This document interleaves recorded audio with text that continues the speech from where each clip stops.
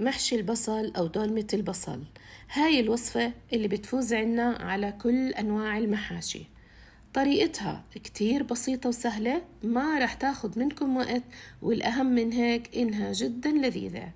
أول إشي بالنسبة للبصل، استخدمت هون البصل الأبيض، قشرته وعملت فيه فتحة من النص، وبعدين حطيته عنا في مي مغلية وتركته يغلي بحدود 10 دقايق.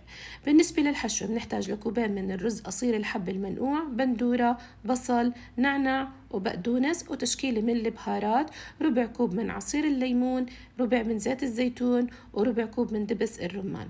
بنخلط كل الحشوة مع بعض عنا بهالشكل لتختلط كتير منيح. هون البصل بعد ما خلص معنا، شوفوا كيف بنفك معنا بكل سهولة، وحتى انه رح ينحشى معنا بكل سهولة. شوفوا هون حطينا الرز وبعدين بلشنا نلف فيه بهالشكل. راح نصفه كلياته عنا بصينية الفرن بهالشكل، ما بنترك فراغات. تمام. وراح نعمل هلا الصوص. بنحتاج لربع كوب من عصير الليمون، ربع كوب من زيت الزيتون، وربع كوب من دبس الرمان، معلقتين كبار من صلصة البندورة، معلقة كبيرة من بودرة مرق الدجاج، وكوب من المية المغلية. بنخلطهم كتير منيح مع بعض، وبعدين بنبلش نصب كل هاي الكمية فوق البصل بهالشكل.